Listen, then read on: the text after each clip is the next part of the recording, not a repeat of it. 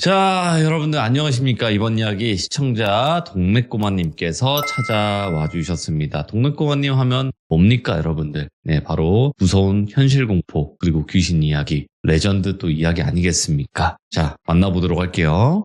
안녕하십니까. 반갑습니다. 잘 지내셨습니까, 돌비님? 아이고, 저는 또 목요일을 많이 기다렸죠. 진짜? 아, 여기서 그러지 말라 그랬잖아요. 우리 관계가 또 들통나면 안 되죠, 그렇죠. 그럼요. 여기서 몇 명이 보고 있는데 지금 여기서, 이따가 끝나고. 그렇습니까? 예, 아무튼. 근데 잠깐, 왜 이렇게 친절하시지? 짭돌비 아니에요, 혹시? 요즘 짭돌비들이 많아져가지고 거의 분신술 수준이더라고요. 하필이면 이 타이밍에 프로필 사진을 바꾸셔가지고. 네.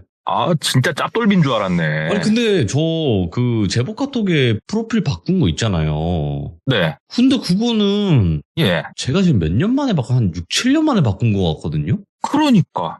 갑자기 바뀌어서 저 놀랐어요. 안 되는 건지 전 그거 되게 궁금했거든요. 그러니까 많은 분들이 부사 바꾸셨네요라고 카톡을 주시긴 하더라고요. 그러니까 돌비님 허락을 맡았냐고요. 이보세요, 짭돌비 씨. 돌비님 허락을 맡고 바꾸신 거냐고. 그럼요. 내가 그걸 묻는 거잖아. 네, 당연히 허락 받았고. 그럼 됐습니다. 네, 알겠습니다. 자, 동맥꼬마님 오늘 해주실 이야기. 사람이 아닌 것 같아요, 이거. 그렇죠. 사람이 아니긴 한데 결국 또 그 마음 깊은 곳은 또 사람인 것도 같고 그냥 이도 저도 아닌 그냥 그저 그런 얘기입니다, 오늘. 예. 알겠습니다. 그러면 바로 출발을 해보도록 하겠습니다. 렛츠가! 길이십니다. 동맥꼬마예요.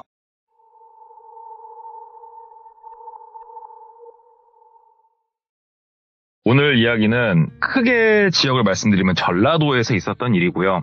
2004년도에 있었던 일입니다. 이때를 정확하게 기억을 할 수밖에 없는 건 이 이야기를 저한테 이야기를 해주신 분이 04학번이에요. 학번 자체가. 그래서 이 일이 있었던 연도는 잊을 수가 없죠, 본인이. 네. 04학번. 그러니까는 04년도에 대학을 들어갔다는 말이고 대학을 들어가서 친구들을 거기서 새로 사귀죠. 그러면서 갑작스럽게 많이들 친해지고 술도 먹고 뭐 하고 하다 보면은 어김없이 여름방학이 다가옵니다. 그러면 여름방학을 맞이해서 집이 좀 먼 곳에 있는 친구들은 집을 갈 거고 아니면은 집을 안 가더라도 그냥 대학교에 있는 그쪽에서 공부를 하든 뭐 친구 만나서 놀든 뭐라든 이렇게 있는 친구들이 있을 건데 똘비, 이 이야기의 주인공은 똘비라고 하겠습니다. 똘비는 04년도 갓 20살이 된 남성인데요. 사총사가 있었다고 해요. 본인을 포함해서 맨날 만나서 같이 밥 먹고 당구 치고 노래방 가고 술 먹고 만화방 가고 맨날 똑같이 노는 그 사총사가 있었단 말이죠. 방학에도 이 사총사는 만남을 멀리하지 않습니다. 진짜 매일같이 만나서 학기 중에도 하던 이 신성한 행위들을 반복을 합니다. 당구 치고 노래방 가고 술 먹고 나이트클럽 가고 이거를 계속 반복을 하고 노는데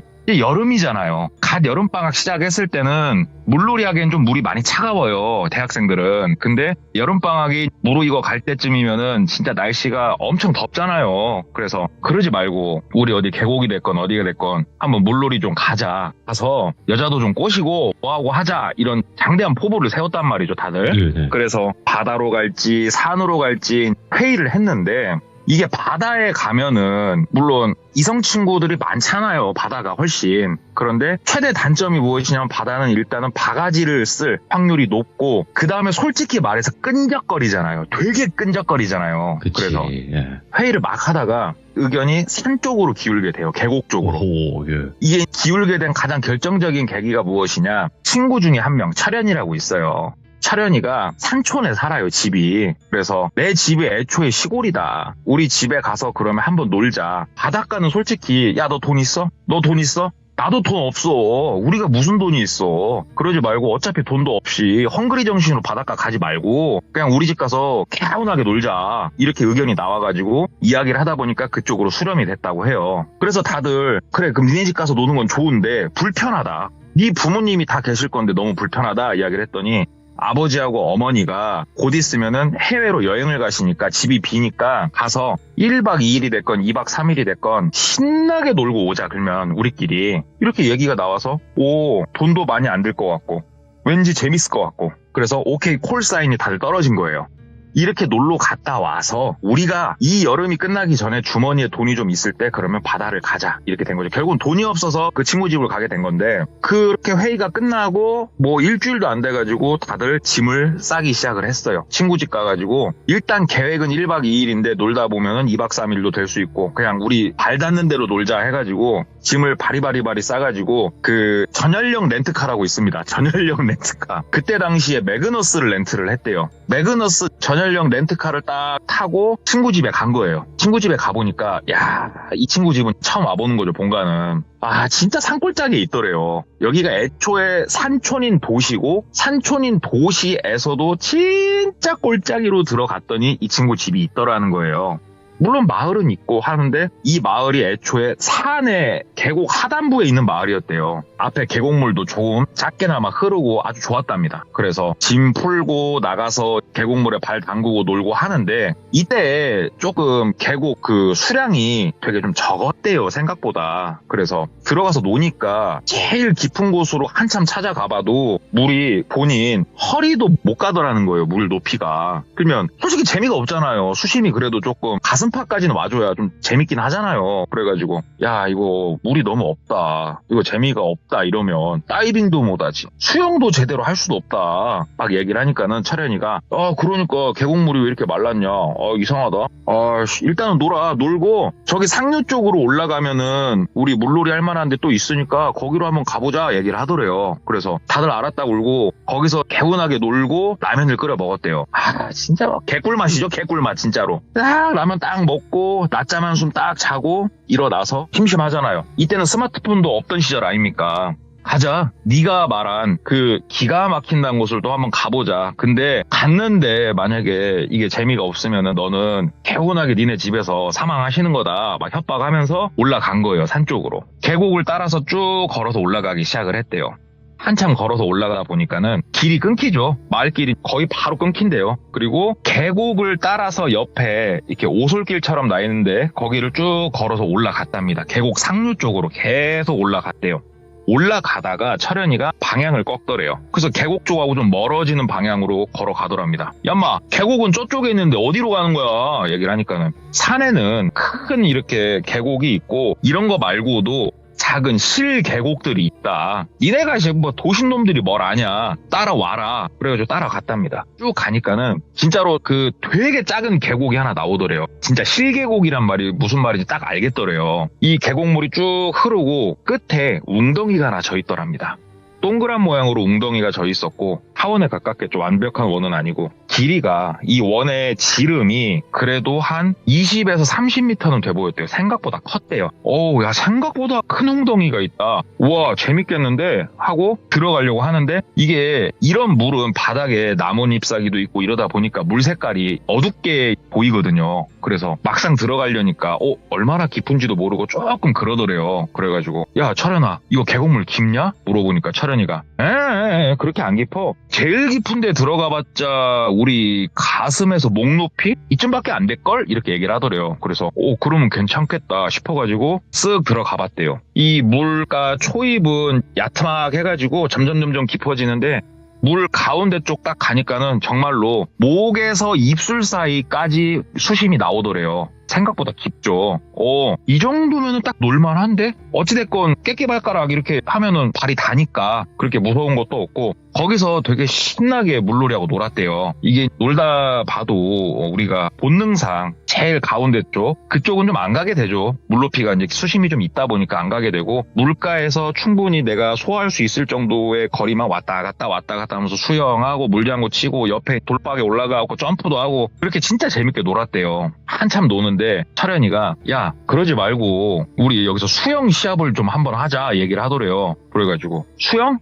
또 내가 또 우리 동네 조오련이 아니냐, 우리 목욕탕에서 내가 때밀이 아저씨가 인정한 사람이다 하면서 딱 얘기를 하니까 이 건너편, 그러니까 이 물웅덩이 지름을 가로질러서 건너편에 보면은 저 나무 보이지? 건너가서 저 나무를 손으로 찍고 돌아오는 거야. 그래서 초를 재자. 누가 제일 빨리 하는지 얘기를 하더래요. 그래가지고 오케이 좋다. 그렇게 한번 하자. 그래가지고 가위바위보 해갖고 순서를 짰고 그때 핸드폰에도 그 스마트폰은 아니지만 그 초를 재긴 잴 수가 있었다고 그러더라고요. 그래가지고 3명이서 초를 재주고 1명씩 갔다 오는 이 코스로 수영 시합을 했다고 해요. 제일 첫 번째로 가게 된 게 똘비였대요. 똘비가 연락에 수영을 해가지고 건너편 나무를 찍고 딱 돌아와서 헥헥거리면서 초를 한쪽에다가 그 나무 자른 걸로 바닥에다 딱 써놓고 두 번째로 간 게 철현이었대요. 철현이는 확실히 이 산촌에서 물놀이를 좀 했던 놈이라는가 몰라도 수영 꽤나 잘하더래요. 번개같이 갔다 오더랍니다. 그래가지고 야 수영 빠르네 하면서 세 번째 친구 딱 가는데 세 번째 친구가 수영을 좀 잘 못하긴 했어요. 뒤뚱뒤뚱 거리면서 물 가운데서 좀 무서워하기도 했는데 어찌됐건 이 친구가 쓱 갔다가 왔어요.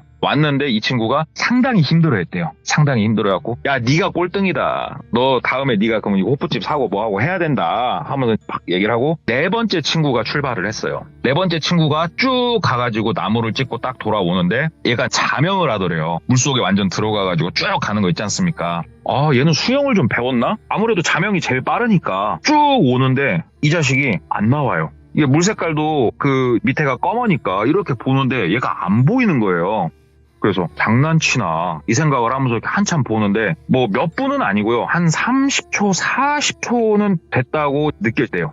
근데 3, 40초가요. 그 옆에다 스톱워치를 놓고 한번 해보시면 아는데 생각보다 길어요, 시간이. 이거를 지켜보는 입장에서 3, 40초, 와, 안 나오더래요. 갑자기 덜컥 이씨 이거 뭔 일 난 거 아닌가? 라는 생각이 든 거예요. 근데 조금만 더 기다려볼까 하는데 이 원이라고 말씀드렸잖아요. 여기 이 웅덩이가 웅덩이 그 아래쪽으로 그러니까 아래쪽이 무슨 말이냐면 산이 비탈져 있으니까 이 산 밑에 쪽으로 향하는 방향 쪽에서 무르무르무르 하면서 공기방울이 막 올라오더래요.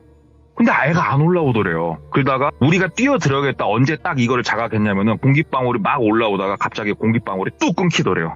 뚝 끊기고 얘가 안 올라오고 물은 조용하더래요. 찰랑거리는 것도 거의 없이. 이거는 좀 문제가 생겼다 싶은 거예요. 그래서 똘비가 야야야 일단 뛰어들자고 막 얘기를 해가지고 물로 막 뛰어들었대요. 그러니까는 뒤따라서 철현이도 뛰어들고 다른 친구 한 명도 뛰어들고 해가지고 셋이서 그쪽으로 막 간 거예요. 가가지고 손으로 막 휘저으면서 친구야 하면서 막 휘젓다가 똘비 손에 옷이 딱 걸리더래요. 이 친구가 위에 티셔츠를 입고 놀고 있었거든요. 딱 걸리더래요. 그래가지고 쭉 잡아 당겼대요. 그러니까 얘가 쭉 올라오더랍니다.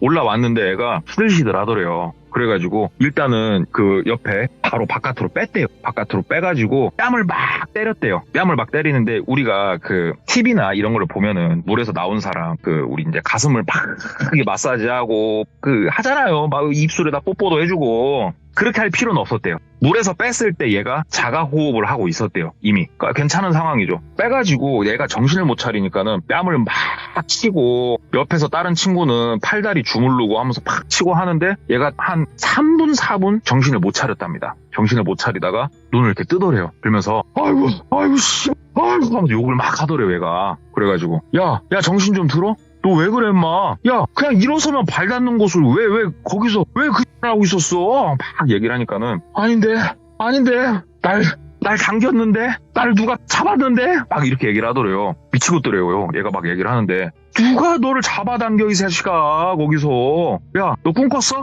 야 네 발이 닿는 수심이야. 뭘 잡아당겨 가만히 서 있으면 되잖아. 그러니까는 아니야 잡아당겨. 아니야 그럴 수가 없어. 여기 이상해 막 그러더래요.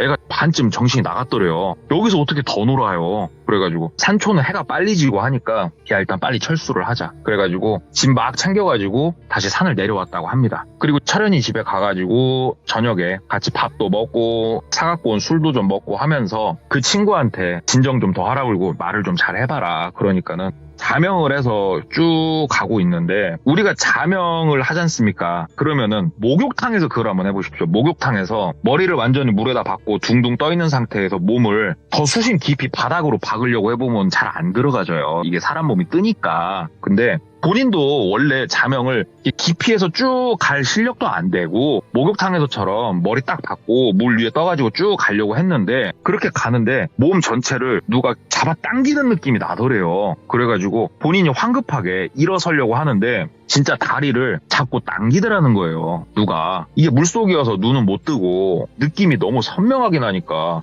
막 본인이 그 발버둥을 친 거예요. 그때 공기방울이 막 올라온 거고. 근데 이게 생각보다 쭉 잡고 당기더래요, 본인을. 그래가지고 막 손을 휘저으면서 올라가려고 하는데 이상하게, 정말 이상하게 본인도 안 돼요. 여기 수심이 내 키보다 낮은 걸 나도 아는데 이상하게 진짜 깊은 물에 빠진 것처럼 이게 안 되더라. 순간적으로 내가 정신을 잃었는데 그 느낌이 얼마나 공포스럽고 고통스러운지 니들 아냐.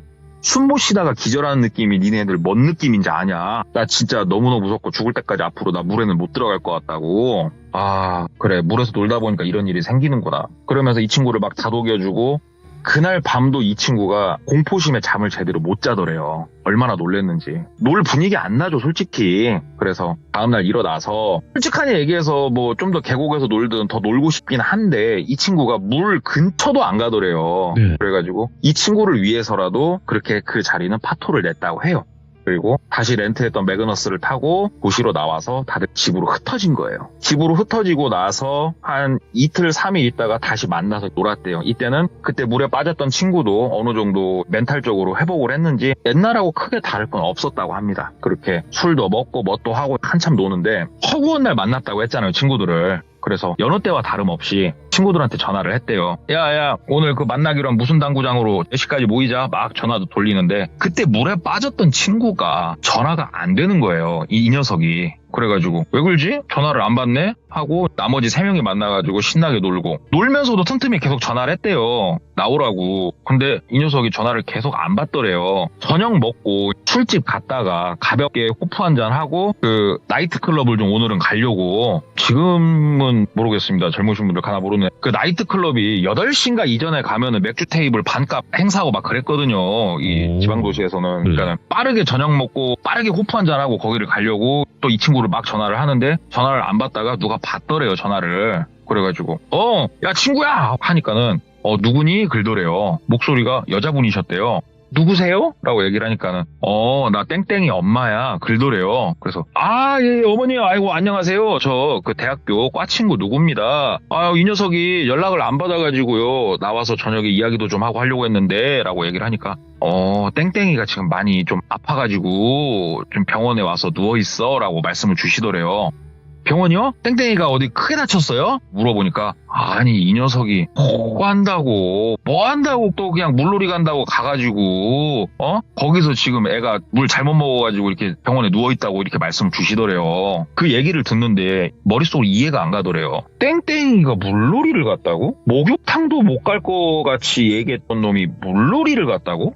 어머니 물놀이를 어디로 갔어요? 라고 물어보니까 물놀이를 뭐 친구들하고 같이 어디 계곡을 좀 갔다는 거예요. 그리고 나서 그 계곡에서 그 수영도 못하는 놈이 허우적대다가 한참 만에 발견돼가지고 지금 이렇게 누워있다 얘기를 하는 거예요. 의사가 뭐 얘기하기로는 뇌 손상을 받았을 수도 있고 여러 가지 이야기가 나온다고 하면서 어머니가 말끝을 흐리시죠. 많이 슬프니까. 어머니 그렇습니까? 그 병원이 어딥니까? 그러니까 어디 병원이다. 몇 호실입니까? 그러니까 뭐 어디 몇 호실이다 말씀을 주시더래요. 일단 알겠습니다. 뭐 중환자실은 아니고 일반실 쪽으로 내려와 있다고는 하는데 알겠습니다. 얘기를 하고 친구들한테 얘기를 한 거예요. 야 땡땡이가 이래저런 상황으로 지금 이렇단다 얘기를 하니까 친구들도 안 믿죠. 야 그 말도 안 되는 소리를 하고 있냐고. 얘가 뭔 그런 게 어딨냐고. 다들 안 믿죠. 그래서 어찌됐건 우리 다 내일 한번 거기 좀 가보자 얘기를 하고 그날 밤 솔직히 나이트클럽을 가기는 갔는데 이게 좀 찜찜하니 그래가지고 뭐 신나게는 못 놀았다고 해요. 그러니까 다음날 일어나서 친구들하고 그 해장국 한 그릇 딱 때리고 그 땡땡이 친구한테 간 거예요. 병원을 가가지고 땡땡이 친구 봤는데 그 일반 병실에 누워 있더래요. 호흡도 되게 안정적이었고 다 안정적이고 병원에서도 사실 왜 안 일어나는지는 모르는 상황이죠. 이게 그러니까 뭐 바이탈 같은 게 전부 다 정상인데 이게 아이고 이 녀석이 또 이렇게 누워있는 거 보니까 마음이 안 좋네 하면서 친구들하고 같이 거기서 이 녀석이 안 일어나니까 힘내라 그냥 말이라도 해주고 어머니한테 인사하고 나와서 같이 밥 먹고 이제 헤어졌어요. 전부 다 헤어지고 그렇게 있는데 그날이었대요. 이 친구를 보고 온 날이었는데 전화가 오더래요. 누구한테 전화가 왔냐면은 아버지한테 전화가 왔대요. 아빠! 하고 이제 받으니까, 너 어디냐? 그래가지고, 저 바깥에 나와 있죠? 그러니까는, 너 집에 몇 시에 와? 그러시더래요. 그래가지고, 집에요? 왜 아버지 뭐 도와드릴 일 있어요? 지금 가요? 물어보니까는, 너 어딘데? 그래가지고, 저 뭐 어디 근처 어디에 있습니다. 얘기를 하니까는, 그러면 너 거기 있어라. 아빠가 갈라니까. 그러시더래요. 그래서, 아빠 뭐 때문에 그러세요? 그러니까는, 그거 아니고, 아빠랑 잠깐만 어디 좀 다녀오자 하면서 끊으시더래요, 아버지가. 그래가지고 아버지를 기다렸대요. 기다리니까는 한 15, 20분 기다리니까 아버지가 오시더랍니다. 그래가지고 아버지 차를 타고 아빠 어디 가는데요? 물어보니까는 너 거기 땡땡 암자 알지? 그러더래요. 암자. 이게 뭐냐면은 똘비네 집이 불교예요. 불교고 아버지가 조금 느지막하게 똘비를 봤단 말이에요. 나이가 드셔가지고. 그래서 똘비가 갓 20살이면 아버지가 뭐 40대 후반일 수도 있고 아니면은 뭐 50대 초반일 수도 있고 대부분 이쪽 나이대가 많을 건데 아버지가 50대 거의 후반이셨대요. 나이가. 아빠랑 다니는 그 암자가 있었대요. 온 가족이 다니는. 그리고 그 암자에 계시는 스님이 다른 사람이 아니고 아버지 고등학교 때 친했던 친구시래요. 그 스님이. 그럴 수 있지 않습니까? 그 스님이 불러서 지금 간다라고 말씀을 주시더래요, 아버지가. 그래가지고 왜요? 스님이 왜 불러서 가요? 그러니까 아빠도 잘 모르겠는데 꼭 오라고 하니까 가보자. 그래서 그냥 뭐 다른 이런 시덥잖은 얘기하면서 그 암자에 갔답니다. 암자에 가가지고 스님한테 인사드리고 내준 차 한 잔 마시고 이렇게 있는데 스님이 차를 다 마시니까 아버지한테 얘기하더래요. 정말 죄송한데 나가 주시겠습니까? 이렇게 얘기를 하더래요. 아버지랑 둘이 있을 때 말을 편하게 하는지 몰라도 누가 있으면 아무튼 스님이 아버지한테 극존칭을 써주셨대요.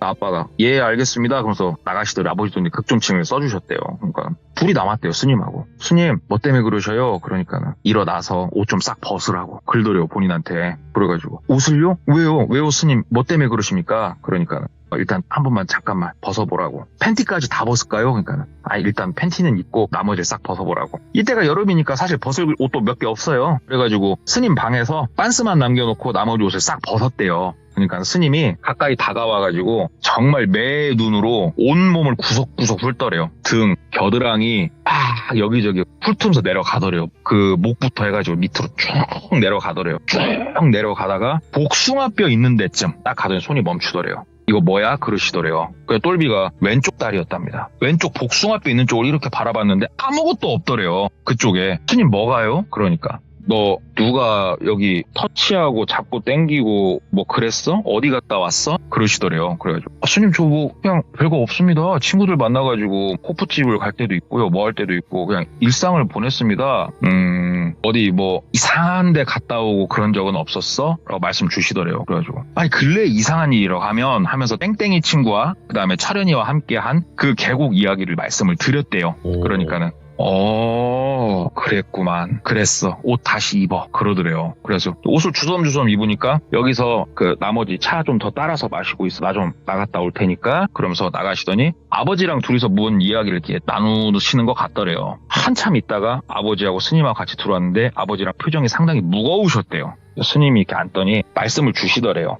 자, 똘비야. 똘비도 어찌됐건 지금 성인이고 어른이고 네. 어른이고 하니까 자, 내가 그 아버지하고 속세와의 인연이 있는 건 알고 있지 않냐고. 그래서 알고 있다고. 그래서 아버지가 불교에 귀의를 하고 부처님을 향해서 그렇게 열심히 기도하고 스스로 정진하고 또 나는 그 마음과 또 속세에서 나와의 인연이 있었던 이 분을 위해서 내가 너희 가족은 전부 다 그 등을 써준대요. 연등을 이렇게 써주는데 오리지널로 촛불연등을 써준대요. 그래서 이때가 촛불연등 100일 기도를 하고 있을 시기였답니다.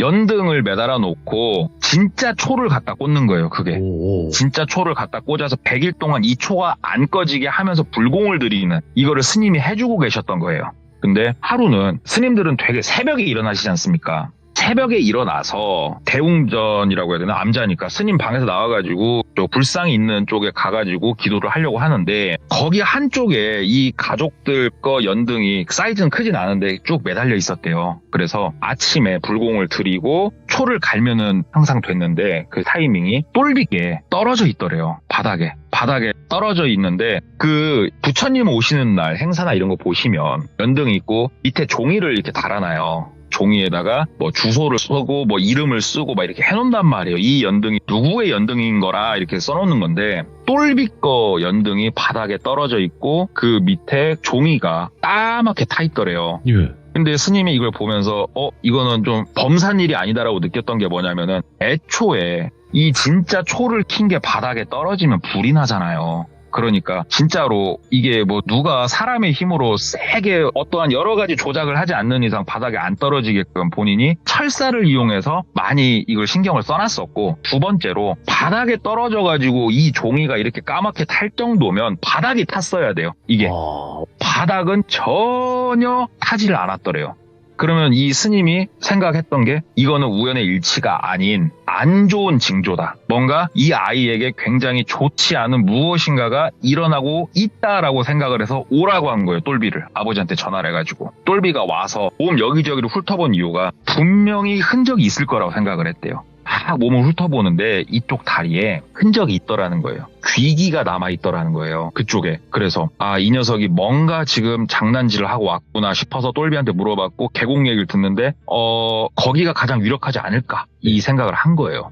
그래서 똘비가 그 얘기를 싹 듣고 스님 근데요 스님 말이 다 맞다면 진짜로 저희가 놀면 안 되는 곳에서 논 거라면 친구 한 명이 지금 못 일어나고 있습니다 라고 말씀을 드렸대요 스님한테. 그러니까 스님이 친구 한 명이 못 일어난다고? 아이고 아미타 막 그러면서 그 친구 어딨냐고 한번 보자고. 그래서 그 친구 병원을 갔대요. 다시 갔는데 이게 스님을 모시고 갔어요. 근데 여기서 이 친구가 종교가 뭔지 모르겠어요. 갔는데 예를 들어서 이 친구 엄마가 있는데 이 친구 어머니가 교회 다니시는 분이에요. 그러면 되게 싫어하실 거 아니에요. 이게 되게 죄송스러운 일이잖아요. 그래서 똘비가 양해를 구했대요. 정말 죄송한데 잠깐만 그럼 제가 좀 보고 오겠다고. 그래서 쓱 가가지고 봤는데 아무도 없더래요. 그래가지고 스님 오래 걸리냐고. 그러니까 스님이 오래 안 걸린다고. 보기만 하자고. 그래서 들어가서 다 같이 봤대요. 아무도 없어가지고. 병실은 2인실인가 쓰고 있었는데 옆 칸이 비어있어서 1인실이랑 다름없어가지고 넓고 쾌적하니 좋은데 똘비가 바깥에서 이제 망을 좀 보고 있었고 스님이 이렇게 쫙 보는데 들어가자마자 스님이 딱 그거부터 하시더랍니다. 이불부터 걷고 똘비 발에 그 귀기가 느껴졌다고 한 곳 있지 않습니까? 거기부터 딱 들춰서 바로 보시더래요. 딱 들추는데 똘비 눈에도 보이더래요. 그게 하고 똘비가 자기도 모르게 이렇게 소리가 나오더랍니다. 입에서. 이 친구 딱 그 위치에 보랏빛 멍이 들어있더래요. 근데 이게 어떻게 멍이 들어있냐면은 우리 돌비님 사람 이렇게 멱살을 잡을 때 있지 않습니까? 그럼 멱살 말고 우리 막 싸울 때 보면은 뿔 이렇게 줄 때 있지 않습니까? 사람. 그러면은 사람 손가락 모양 따라서 멍이 들잖아요. 이렇게 사람 손가락 모양 딱 따라서 그 복숭아뼈 위에 발목에 가서 피멍이 들어있더래요. 이건 사람 손가락 모양이더래요. 진짜 딱 보는데. 그걸 보는데 와 뭐야 소리가 절로 입에서 나오더래요. 진짜 놀래가지고. 그러니까 스님이 보더니 같이 갔던 친구들 누구누구냐고. 그래가지고 이 친구랑 저 말고 2명 더 있다고. 그러니까는 똘비한테 오늘 저녁 늦게라도 아니면 내일 아침 일찍이라도 그러면 나머지 친구들 다 데리고 절로 일단 오라고 그렇게 말씀을 주시더래요. 그리고 나서 그 아버지하고 스님하고는 가고 똘비는 잠깐 전 좀 혼자 있겠다고 하고 이 땡땡이 친구 그 옆에 잠깐 있었대요. 머리가 너무 복잡하고 내가 이게 지금 뭐라는 짓인가 싶기도 하고 친구들한테 전화도 돌려야 되겠고 이렇게 있는데 어머니가 오셨대요. 네. 땡땡이 어머니가. 아이고 너 또 왔냐고. 땡땡이는 차도 좀 있습니까? 그러니까는 병원에서 이유를 모른다고 그런다고. 나 너무 답답하다고. 만약에 진짜 뇌손상이면 이거 어떻게 하냐고. 다 검사할 거요 다 해봤는데 사실 병원에서는 이상할 게 없다고 그런다 지금. 너무 답답하고 힘든 상황이다 막 말씀을 주시더래요. 그래서 조심스럽게 여쭤봤대요. 어머니 저기 혹시 죄송한데 종교가 어떻게 되시냐고 물어보니까 우리 집은 종교 없다고. 우리는 오로지 돌비님밖에 안 믿는다고 이렇게 말씀을 주시더래요. 그래서 그럼 다행인데 하면서 어머님한테 이 밑에 이불을 들쳐서 다리를 보여줬대요. 어머니 요 멍자국은 혹시 보셨냐고. 그러니까는 봤다고. 안 그래도 봤는데 뭐 이거 물놀이 하면서 구조하면서 생긴 거지 않겠냐고 얘기를 하더래요. 그래서 그렇습니까? 어머니 저 다름이 아니었고 만약에요 어머니 이 친구가 이렇게 몸에 전혀 이상이 없는데 정신을 못 차리고 있는 거면 그 다른 뭐 영적인 무속적인 거를 통해서라도 우리가 기도를 한번 해보면 어떨까요? 라고 조심스럽게 이제 말을 꺼냈대요 똘비가. 그러니까 어머니가 막 그 등을 쓰다듬어 주시더래요. 그러면서 아이고 이렇게 생각만 해주는 것만으로도 너무 고맙다고. 너무 고마운데 이렇게까지 지금 바로 할 건 아닌 것 같고 병원에서도 조금만 더 지켜보자고 하니까 그렇게 하자고 하면서 엄청 고마워하시더래요, 이 마음을. 그래서 어허. 여기다 대놓고 더 어머니 뭐 제가 절에 갔는데요 하면서 막 이 얘기를 더는 못 꺼내겠더래요, 어머니한테. 그래서 예 어머니, 아유 알겠습니다, 아유 저도 마음이 너무 안 좋네요 하고 나와서 친구들한테 전화를 했대요. 야 난데 저녁에 시간 좀 돼? 왜, 뭐 때문에 그냥. 그래가지고, 이런저런 일이 있었다, 지금. 야, 좀 가자. 얘기를 하니까는, 철현이 같은 경우에는, 나 바쁜데, 글더래요. 그래가지고, 그럼 내일 아침 일찍은 어때? 그러니까는, 거기 뭐하러 가? 그래가지고, 스님 이런저런 일이 있었다니까? 그러니까 철현이가, 그래? 그래. 그러면 뭐 내일 아침에 한 뭐 몇 시에 만날까? 10시? 11시? 그러더라고요. 그래서, 그럼 10시에 내가 데리러 갈게. 그러면 내일 10시에 만나? 하고 끊고, 다른 친구, 뿅뿅이라고 할게요. 뿅뿅이한테 전화를 했대요. 오. 뿅뿅이한테 전화를 했고, 이런저런 얘기를 막 했대요. 쭉 다시 얘기를 했겠죠. 그러니까는 뿅뿅이가, 너 지금 뭐라고 했냐? 그러더래요. 왼쪽 복숭아뼈 위에 가가지고 멍자국이 있더라니까, 땡땡이가. 나도 스님이 그쪽에서 귀치가 느껴진다고 하는데 나는 멍자국은 없거든? 얘기를 하니까는 이 뿅뿅이라는 친구가 하면서 욕을 하더래요, 막. 그래서, 마, 너 왜 그래? 그러니까는, 얘가 뭐 말을 못하고 달달달달 떨더래요. 그래서, 야, 뿅뿅아! 야! 막 소리를 지르니까, 나 멍이 있거든. 글더래요, 얘가. 뭔 개소리, 엄마? 그러니까는, 우리가 물놀이 갔다 온 지가 언젠데, 나도 이유는 모르겠는데, 멍이 천천히 올라와. 피멍이 천천히 올라온다고, 그 자리에. 사람 손 모양으로. 나 무서워. 막 글더래요, 얘가. 뿅뿅아, 야, 정신 차리자. 그러니까 뿅뿅이가, 그 스님 어디 계셔? 나 지금 갈래. 막 글더래요. 그래가지고, 네. 그러면은, 오케이. 야, 너 진정 좀 하고 택시 타고, 어디로 와. 거기서부터 걸어서 올라가도 되니까. 그래갖고, 뿅뿅이는 그날 바로 날라왔대요. 그래서 뿅뿅이랑 같이 암자로 갔답니다. 일단 똘비가. 암자로 가서 스님한테 인사를 하고, 아버지는 이제 안 계셨대요, 그때. 스님 같이 간 4명 중에요. 한 명은 아까 병원에서 보셨고, 한 명은 저고, 또 이 한 명, 이 친구는 바로 뵙고 싶다고 해서 모시고 왔습니다. 라고 얘기를 하니까는 스님이 이렇게 보더니, 그 다리 쪽도 이렇게 보시더니, 뭐 상태로 봤을 때는 자네도 조심해야 된다고 막 이렇게 말씀을 주시더래요. 그러니까 막 이 친구가, 그 눈동자가 막 흔들리고 있더래요, 얘가. 스님, 이게 뭐냐고. 이게 도대체 뭐냐고. 그러니까 스님이, 나도 모르겠다고. 나도 모르겠는데, 일단은 여기 앞에 앉으라고 해가지고, 그 불상 앞에 앉아서 tuk비로 한참 치면서 기도를 해주시더래요. 우리 그런 거 있지 않습니까? 제가 경까지 금강경 막 이런 거 있지 않습니까? 그런 거를 읊으면서 진짜로 한 2시간 넘게 그렇게 뭔가 기도를 해주셨대요, 스님께서. 한참. 그러면서 스님이, 나는 그냥 스님이고 내가 뭐 이렇게 할 수 있는 건 아니고 내가 부처님께 간절히 기도하면서 세상 마귀와 잡기를 물리칠 수 있는 경을 읊으면서 진심을 다해 기도를 했으니 일단은 좀 있어 보자. 그리고 내일 아침에 친구가 온다고 그래가지고, 예 스님, 그러니까는 내일 아침에 그러면 그 친구를 어디서 만날 거니? 그래서 제가 그 친구 있는 데로 간다고는 했어요. 아버지한테 차를 빌릴까 했습니다. 얘기를 하니까는, 그러지 말고 저기 시내 쪽 어디 가면은 하나의 그 랜드마크를 찍어주시더래요. 그러면은 니네들 10시에 거기서 만나. 10시에 거기로 다 집합해. 그러시더래요. 그래서 알았다고. 그리고 친구 데리고 절에서 나왔대요. 친구가 그렇게 기도를 받았는데도 이제 두려움이 안 가시죠, 이 친구는. 오늘부터 나는 무조건 몸살일 거라고, 목욕탕도 안 갈 거고, 나 씻을 때도 얼굴만 씻을 거라고, 막 샤워도 안 할 거라고 막 옆에서 글더래요. 그래서 너무 그러지 마, 스님이 그래도 좀 해주셨으니까 그러지 말고 내일 아침 10시에 만나자 하고 보내놓고, 철현이한테도 10시에 거기서 만나자고 얘기를 해가지고 다음날 10시에 거기서 모였대요. 3명이 모였죠. 철현이한테 얘기를 했죠. 이래저래 해갖고 스님이 여기 있으라고 했다. 그러니까 철현이가 그래 글더래요. 그리고 이제 스님이 왔대요. 스님이 차가 있었으니까 스님 차를 탔답니다. 그래서 암자로 가는 줄 알았대요. 근데 스님이, 니네 물놀이 한 곳이 어디니? 그러시더래요.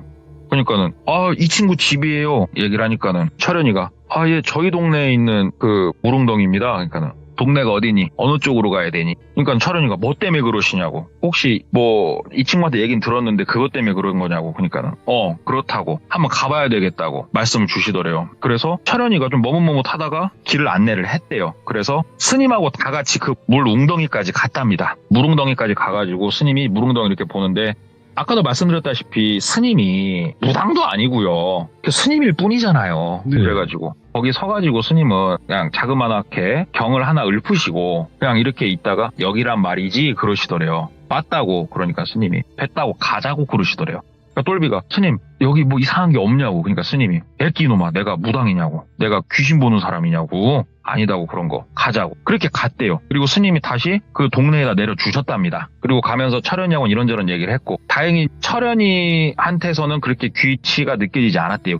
내려주고 나서 3일 정도 흘렀을 때 아버지가 말씀을 주시더래요. 아버지가. 똘비야 너 내일 아침은 어디 놀러 갈 생각하지 말고 아빠랑 어디 좀 가야 쓰겄다. 어디 갑니까 아버지? 네가 그 놀았다는 물 웅덩이 간다. 아버지 거길 왜 갑니까? 스님이 거기서 만나자고 해서 간다. 근데 너도 가자. 혹시 그냥 내 생각이 그렇다. 너도 가자. 그러시더래요. 똘비도 알았다고 따라갔답니다. 그날 가니까는 스님이 어떤 그 나이가 좀 있으신 남성분을 모시고 왔더래요. 거기에 물웅덩이에. 이 남성분이 그 느낌상 무당은 아닌 것 같았대요. 무당은 아니었던 것 같은데 딱 거기 서가지고 산세랑 훑어보면서 이것저것 이렇게 뭘 보시더래요. 똘비 느낌은 그랬대요. 나중에 아버지한테 들은 것도 그렇지만 그분이 굉장히 유명한 음양오행, 풍수 막 이런 거 있지 않습니까? 명리학 막 이런 거를 굉장히 공부를 하신 분이라고. 그분이 한참 이렇게 막 보면서 뭘 먹고 수석수석 하더니 설명을 하더래요. 네. 이 물 웅덩이를 보면서 이상한 점 하나를 다들 못 느끼시냐고. 똘비도 어이 뭐가 이상하지 이 물웅덩이가? 그냥 이렇게 고여있을 수도 있는 거 아닌가? 잘 모르겠다고 다들 모르겠다는 눈빛으로 쳐다보니까 그분이 하는 말이 봐봐요. 작은 지금 이 물줄기가 들어오죠. 이 물웅덩이로. 그죠? 근데 이게 작다고 표현했지만 그렇게 작진 않아요. 네. 그런데요. 보십시오. 이 물웅덩이에서 물이 빠져나가는 곳을 보십시오. 그러더래요. 이렇게 봤대요. 그러니까는 물이 들어오는 양이 10이면은 빠져나가는 양은 1밖에 안 되더래요. 이게 맞다고 생각하냐고 묻더래요. 오. 너무 다르죠. 계곡이 있고 계곡이 있으면은 구부지고 위에서 밑으로 떨어지면서 웅덩이가 나올 수는 있다고. 근데 계곡물이 흐르는 그 흐름을 거스르진 않는다고 웅덩이가. 예. 이 물 양이 내려와서 그 양이 그대로 또 밑으로 흘러 내려가는 거라고 원래 계곡이라는 게. 근데 여기는 물이 10이 들어오면은 누군가 싹 쳐먹고 1밖에 안 나간다고 지금. 그럼 9는 어디 갔을까요? 글더래요. 다들 눈을 꿈뻑꿈뻑 하죠. 이런 류의 계곡은요. 주변 산세를 풍수를 보건대 물이 빠져나가는 구멍이 위에 있는 웅덩이가 아니고 밑에 있는 웅덩이입니다. 글도래요.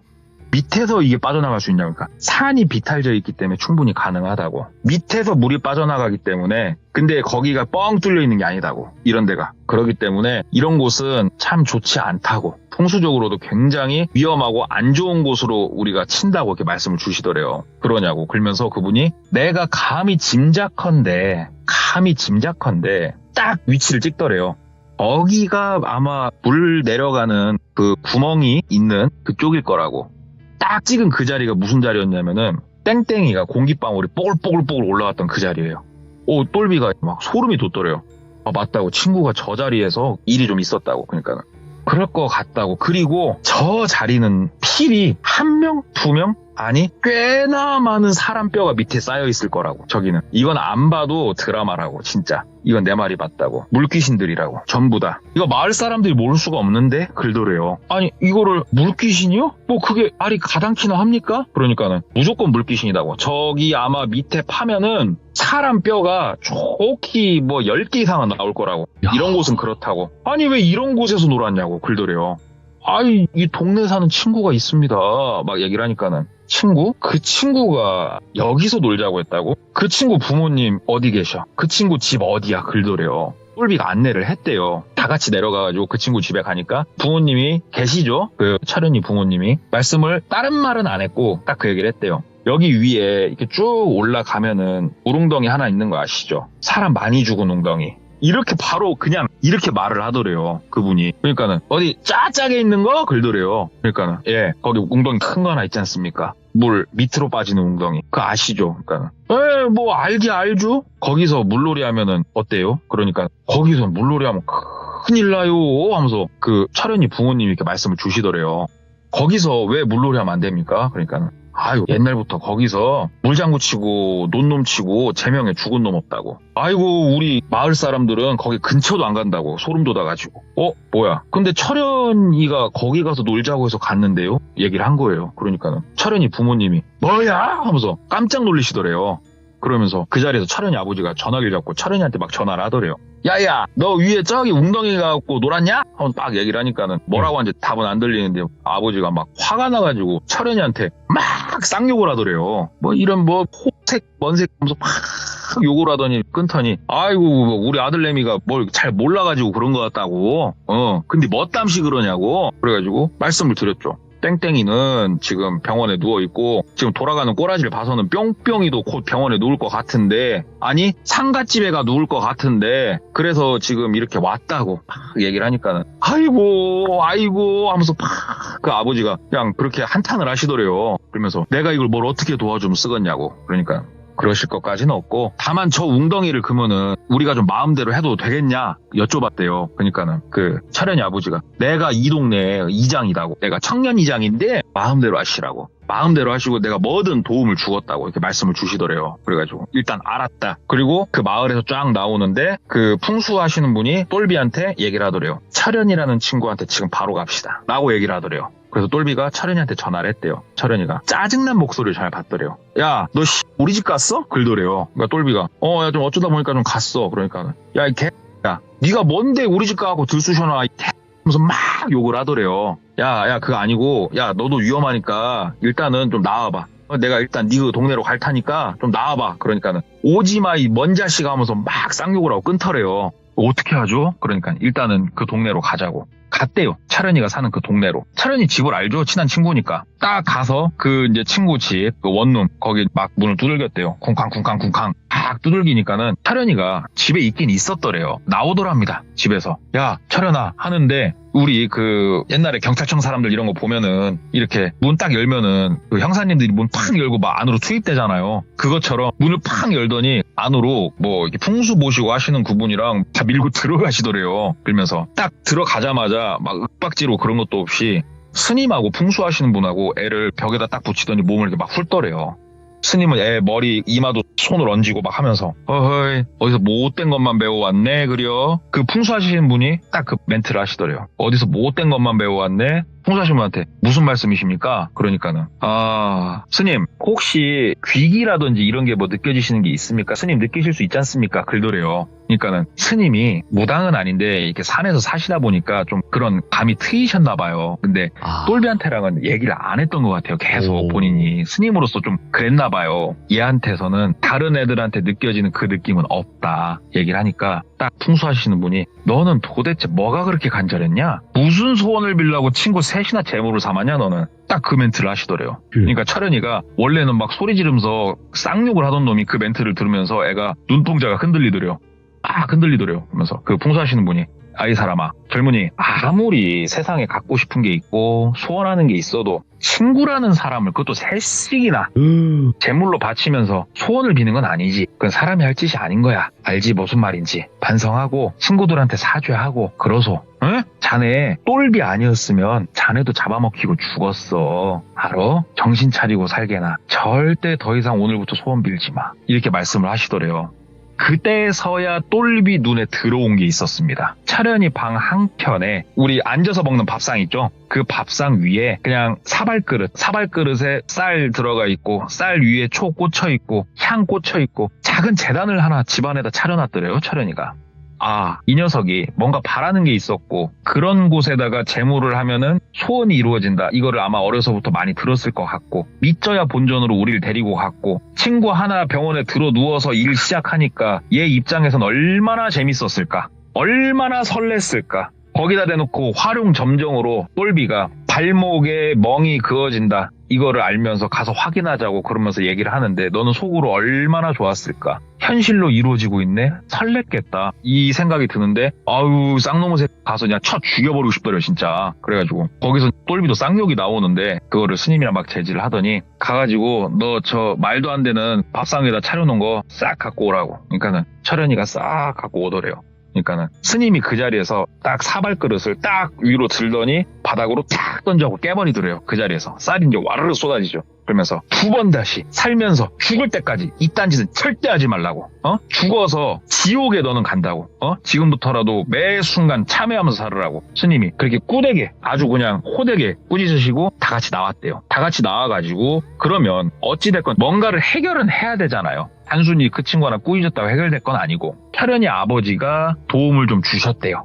철현이 아버지가 거기 가서 뭘 해도 된다라고 말씀을 주셨잖아요. 그 풍수하시는 분, 그 다음에 똘비 아버지 뭐 이렇게 해가지고 그쪽 군청 있지 않습니까? 그 마을 이장까지 해가지고 그쪽 군청에다가 허가를 받아가지고 아시는 분이 그 한국도로공사 그 업체에서 일을 하시는 분이 계셨나봐요. 그 도로공사 할 때 발파를 많이 한답니다. 발파, 폭탄 터트리는 거. 폭탄 중에서도 수중 폭약이 있다고 합니다. 수중 폭약을 이용해가지고 그쪽 밑에다가 쑤셔놓고 발파를 했대요. 이게 그냥 하면 불법이고 다 허가를 맡으면은 그런 행위를 하긴 할 수 있답니다. 그래가지고 그쪽 공기방울 뽀글뽀글 올라왔던 물이 빠져나간다는 그쪽에다가 사람이 들어가서 하기는 좀 뭐하니까는 또 그게 위에서 관을 하나 쑥 넣어가지고 뭐 하는 방법이 있대요. 그렇게 해가지고 거기를 한번 발파를 하고 그리고 나서 한겨울 넘어서 그 다음 봄쯤 됐을 때 똘비를 오라고 해가지고 그걸 했답니다. 작은 목함, 진짜 작은 목함이 이렇게 부적 같은 걸로 감겨있고 그 위에가 명주실로 이렇게 감겨있는 작은 목함을 돌에다가 싸가지고 거기다가 던졌다고 그러더라고요. 아, 네. 이게 뭐냐고 물어봤더니 국내에서는 솔직히 구하기가 힘들어가지고 스님이 공수를 해오셨대요. 사리랍니다, 사리. 이게 그 해외에서 또 어떻게 공수를 해오셨대요. 그래서 이걸로써 일단은 매듭을 짓자고 해가지고 한여름에 있었던 일 그리고 나서 봄까지 이제 가가지고 그렇게 일단락은 됐고 병원에 누웠던 친구 있지 않습니까? 병원에 누웠던 친구가 그 발파하고 얼마 안 있다가 정신을 차리더래요. 발파를 하고. 그러면서 똘비가 느낀 건 세상에 과학적으로만 설명할 수 있는 건 아니다. 와. 아, 진짜 희한한 뭔가가 있긴 있다. 그리고 철현이하고는 연을 끊었어요, 다들. 이게 과학적으로 생각하면은 말도 안 되는 일이지만 겪은 당사자들은 철현이 근처에 있기가 싫죠. 네. 그런데 여기서 풍수하시는 분이 한마디가 있습니다. 철현이는 살면서 반드시 또 사람들을 데리고 가서 거기서 그 짓거리를 할 거라고. 그래서 내가 거기를 아예 개박살을 내버린 거라고. 그런데 저런 우롱덩이가 대한민국에 저거 하나일 것 같냐고. 철현이 쟤는 저거를 찾아다닐 수도 있는 애라고. 이 맛을 한번 보지 않았냐고. 그래서 그 친구는 진짜 위험한 친구라고. 와. 철현이가 지금 어디 있을까요? 아무도 모르는데. 서울에 있을까요? 대전에 있을까요? 모르겠습니다. 여름에 나만 알고 있는 계곡 가자고 하는 지인이 있거든. 귀족 여러분 조심하십시오. 이야. 이상입니다. 이게 그런 거네요. 저한테 말씀해 주신 것처럼 계곡 웅덩이가 보이면 피해야 되는 이유네. 네. 인풋 아웃풋이 다른 웅덩이가 있으면 의심하십시오. 조심해야 되겠네요, 정말. 오늘 동네꼬마님께서 오랜만에 영적인 귀신 쪽에 관련된 이야기를 들고 와주셨는데 너무 감사드리고 앞으로도 또 여러 가지 일들을 많이 들려주시겠지만 항상 저도 응원하고 우리 또 시청자분들도 응원하고 계신 거 아마 아실 거예요, 그죠? 너무 진심으로 감사합니다. 살면서 받을 수 없는 행복입니다, 진짜 제가. 근데 진짜로 응원할 수밖에 없는 분이기 때문에 앞으로도 건강만 해주시기 바라겠습니다. 감사합니다, 돌비님. 네, 감사합니다. 사랑합니다. 이따 따로 부드럽게 통화해요. 알았어, 자기야. 아우. 진짜 가장 소름 끼치는 그걸 들었어요. 어떤 무서운 이야기보다도 소름 끼치는 마지막 멘트가 아니었나 생각이 들고요. 우리 시청자분들께서도 이 멘트를 들으신 분들 댓글 꼭 남겨주시길 바라겠습니다. 감사합니다.